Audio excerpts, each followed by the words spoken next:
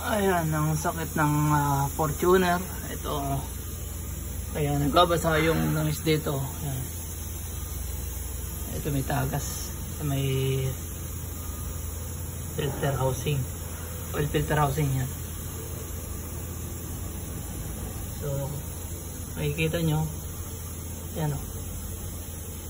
Diyan lumalabas yung langis. So, ating tatanggalin sa krus.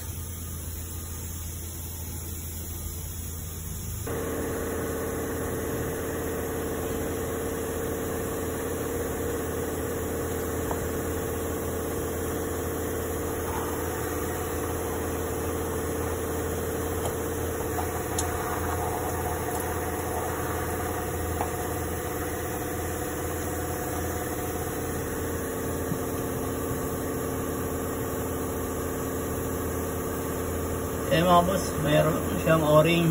So yan natin papalitan, may tagas. Kaya dito nagbabasa na siya. Yan ang problema ng Fortuner. Eh mga boss, yan ang dahilan ng pagtagas ng langis galing sa oil filter housing.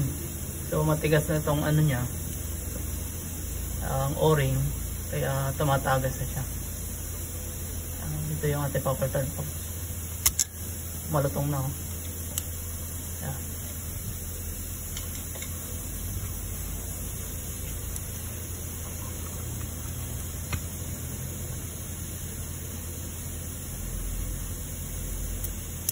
Yan. Ito lang ang problema niya. Kahit ito hindi na natin palitan. Ito mga boss. Dito siya nakalagay. Malutong na oh. Kaya tumatagis na siya. Kaya lang natin babaltan. Kaya lang mga boss, Fortuner 2011 model. So yun, nakabili na tayo mga boss ng o-ring itong oil filter housing. So yan.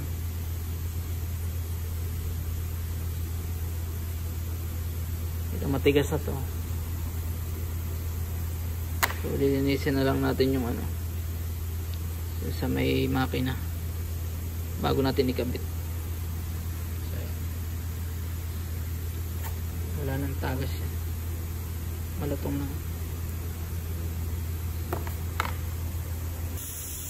Kaya boss, kakabit na natin.